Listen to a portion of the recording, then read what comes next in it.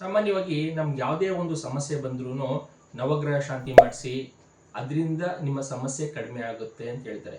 ನಾನು ಏನು ಹೇಳ್ತೀನಪ್ಪ ಅಂದರೆ, ನಿಮ್ಮ ಜಾತಕದಲ್ಲಿ ನಿಮ್ಮ ಗ್ರಹಗಳು ಯಾವುದು ಪಾಸಿಟಿವ್ ಮತ್ತು ಯಾವುದು ನೆಗೆಟಿವ್ ಆಗಿದೆ ಅನ್ನೋದು ತಿಳ್ಕೊಬೇಕು. ಮೇನಾಗಿ ಎಲ್ಲ ಗ್ರಹಗಳಿಗೂ ನಾವು ಶಾಂತಿ ಮಾಡಿಸಿದ್ರೆ ನಮಗೆ ಅಭಿವೃದ್ಧಿ ಆಗುವಂಥ ಗ್ರಹಗಳು ಅದು ಶಾಂತಿ ಆಗಿಬಿಡುತ್ತೆ. ನೀವೇನೋ ಒಂದು ಅನ್ಕೊಳ್ತೀರಾ, ಮನೆ ಕಟ್ಟೋ ವಿಚಾರ, 4ನೇ ಮನೆ 11ನೇ ಮನೆ ಕಾಂಬಿನೇಷನ್ಸ್ ತುಂಬ ಸ್ಟ್ರಾಂಗ್ ಆಗಿರುತ್ತೆ, ಪ್ರಬಲವಾಗಿರುತ್ತೆ.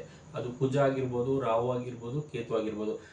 ಎಲ್ಲ ಗ್ರಹಗಳಿಗೂ ಸೇರಿಸಿ ನೀವು ಶಾಂತಿ ಮಾಡಿಬಿಟ್ರೆ ಅದು ಯಾವುದೇ ರೀತಿಯ ಎಲ್ಪ್ ಆಗಲ್ಲ.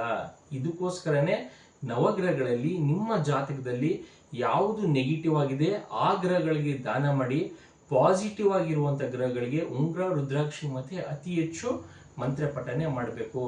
ನೀವು ಕಾಮನ್ ಆಗಿ ನವಗ್ರಹ ಶಾಂತಿ ಮಾಡಿಸ್ಕೊಂಡ ಎಲ್ಲ ಗ್ರಹಗಳಿಗೂ ಐಟಮ್ಸು ನೀವು ದಾನ ಮಾಡೋದ್ರಿಂದ ನಿಮಗೆ ಲಾಸ್ ಆಗುವಂಥದ್ದು ಮತ್ತು ಅದರಿಂದ ಯಾವುದೇ ರೀತಿಯ ಜೀವನದಲ್ಲಿ ಅಭಿವೃದ್ಧಿ ಆಗೋಕ್ಕೆ ಆಗಲ್ಲ. ಇದನ್ನ ಸಣ್ಣ ಟಿಪ್ಸ್ ತಿಳ್ಕೊಳ್ಳಿ.